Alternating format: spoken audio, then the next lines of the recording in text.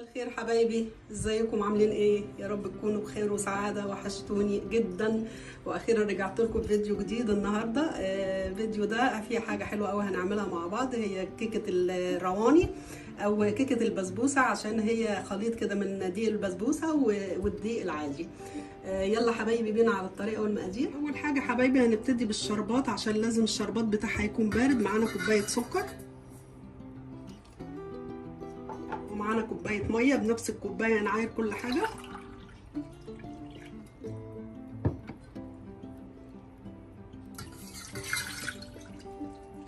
ومعانا عشان الليمونه كبيره مش هناخد النص كله، لو ليمونه صغيره هناخد النص بحاله. هنعمل عصره كده بسيطه ونقلب المقادير بتاعتنا كلها الاول لحد ما السكر يدوب، وبعدين نحطها على النار تاخد كام غلوه كده، قيمه 10 دقايق. يعني السمك بتاع السكر بتاع الرواني اللي هنعمله ما يكونش تخين قوي زي بتاع الكنافه، ولا خفيف قوي زي بتاع البسبوسه، هيبقى يعني متوسط. هياخد 10 دقايق تقريبا غليان على النار، وبعدين نطفي عليه لحد ما يبرد خالص لما نستعمله. ومعانا الفانيليا دي، كيس فانيليا برضو هقول لكم هنحطه امتى، لما يستوي خالص العسل بتاعنا ويبقى القوام المظبوط هنحط كيس الفانيليا عشان يحتفظ بالريحه بتاعته. دلوقتي ولعنا عليها النار. كنت عايزه اقول لكم على معلومه حبايبي، لو انتوا بتحبوا السكر زياده او بتحبوا السكر كتير في الرواني، نزود كوبايه ونص سكر وكوبايه ونص ميه، لكن انا بحب السكر قليل. عملت كوبايه ميه وكوبايه سكر. هنحطها على النار كده لحد ما تغلي معانا قيمه 10 دقايق، ونطفي عليها لحد ما تبرد خالص. لما معانا المقادير يا حبايبي، كوبايه دقيق بسبوسه اللي هو السيمونيلا، وكوبايه ونص وكوبايه وربع دقيق عادي، ونص كوبايه جوز هند اللي هو الناعم ما يكونش يعني خشن قوي، ونص كوبايه سكر عادي سنترفيش، ونص كوبايه زيت بس يكون نوع نظيف يعني يكون ابيض وحلو، وكوبايه عصير برتقال ممكن تستبدلوها بالسيفن اب، وباكو باكنج باودر كله، وباكو فانيليا. اول حاجه هنحطها الحاجات السايله كلها في الشوب بتاع الخلاط.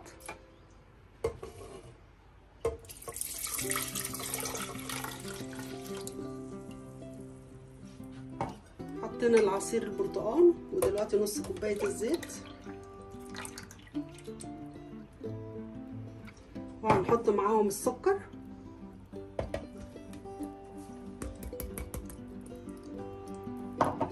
نسيت اقول لكم في المقادير هنحط معلقه خل، الخل العادي علشان يعمل ارتفاع للكيكه بتاعتنا، بيساعد يعني على ارتفاعها وتبقى هشه وحلوه. دلوقتي هنحط معاهم الفانيليا برضو ونضربهم ضرب كويس لحد ما لون الخليط بتاعنا يبيض والسكر يدوب خالص.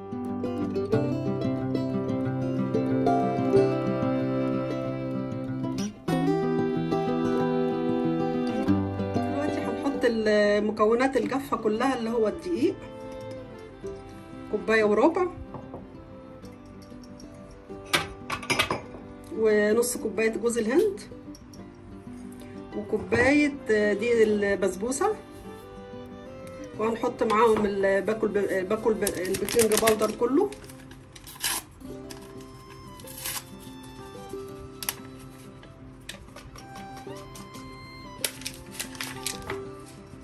الكيكه دي يا جماعه بتطلع جميله جدا وهشه وطعمها حلو قوي قوي، وكلنا بنحب حاجه حلوه كده في الصيام نعملها، فدي حلوه قوي. مش هتحسوا خالص ان هي ما فيهاش بيض، وصيامي هتبقى زي اكنها فتره بالظبط وجميله.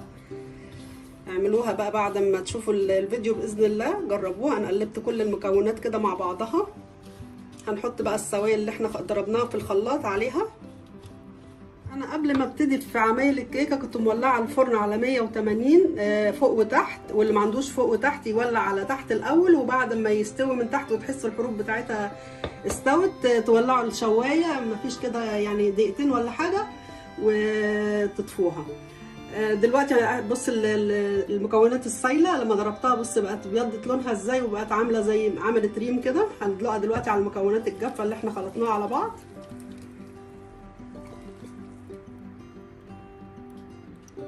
نقلب كده كويس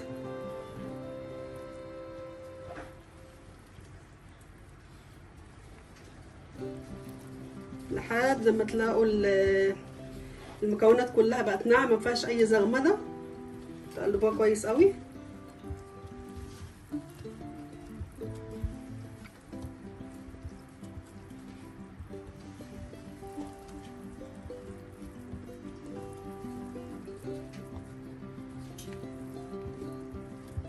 هي الكيكايه دي خليط يعني من البسبوسه والكيك.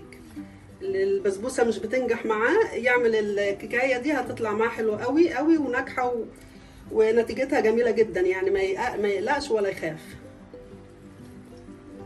نقلب كويس كده، ما نخليش اي دقيق ولا اي حاجه من تحت.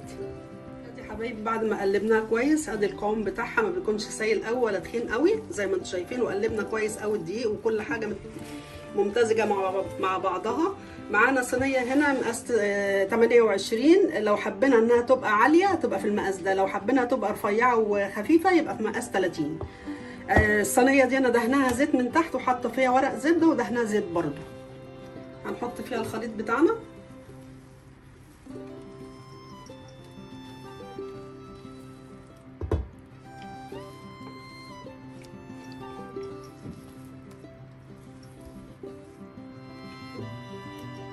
نحطها بقى في الفرن اللي احنا مولعين قبل ما نبتدي لمدة 35 دقيقة.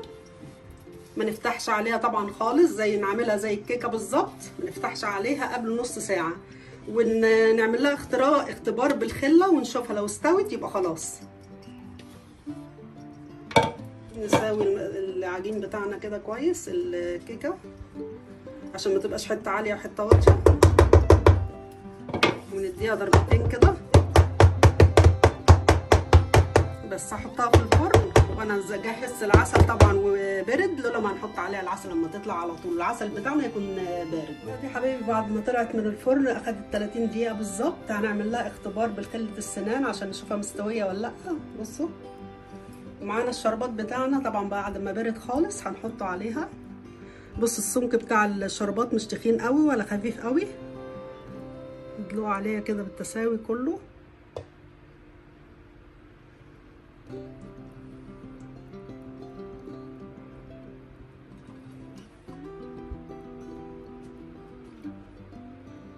بصوا بتشرب الشربات ازاي، ده دليل انها ناجحه طبعا وحلوه قوي قوي. مش قادره اقول لكم بجد بجد ريحتها جميله جدا وطعمها هيبقى اجمل واجمل كمان. نحاول نحرك الصينيه كده اهوت عشان خاطر كلها من كل الجوانب تشرب. شربت الشربات على طول زي ما انتم شايفين. هنسيبها طبعا، ما نقدرش نقطعها خالص وهي سخنه، لازم نسيبها لما تبرد خالص. وانا هقلبها في طبق عشان احنا حاطين ورقه الزبده دي هتبقى سهله في القلب، وهنشوف مع بعض برضو هنزوقها ازاي بعد ما اقلبها بس لما تبرد شويه. دلوقتي حبايبي بعد ما بردت خالص زي ما انتم شايفين قلبناها وزي الفل عشان حاطين ورقه الزبده. دلوقتي هنزوقها بقى التزويق يعني ده على ذوقكم انتوا، كل واحد براحته. هنحط جوز الهند كده حوالين داير، حابين تحطوا عليها كلها برضو مفيش مشكله. احنا هنحط حوالين داير كده حبه.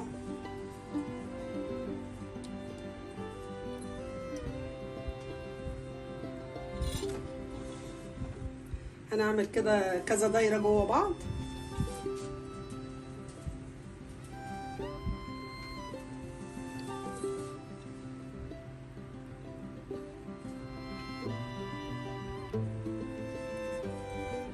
دايره تانيه.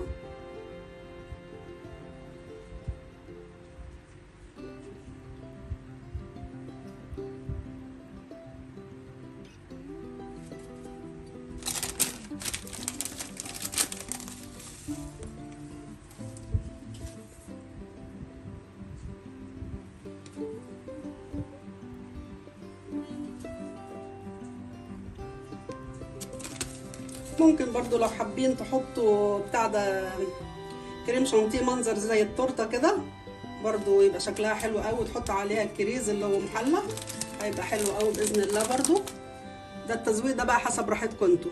بس بصوا الطريان بتاعها جميله جدا، وشربت العسل يعني العسل بتاعها مش كتير وحلو معقول يعني مش تقيل قوي. دلوقتي هنقطعها مع بعض ونشوف كده حبايبي الشكل النهائي بتاع كيكه الرواني او كيكه البسبوسه. يا رب الوصفه تكون حبايبي عجبتكم باذن الله، وهنقطع حته مع بعض. بص الطراوه بتاعتها جميله ازاي.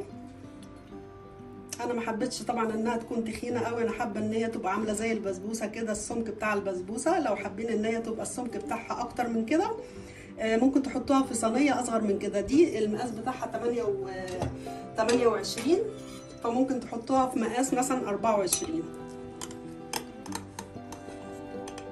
بصوا الجمال بقى، بصوا حلوه قوي قوي قوي، شاربه جميله يعني، الشربات بتاعها معقول قوي مش كتير.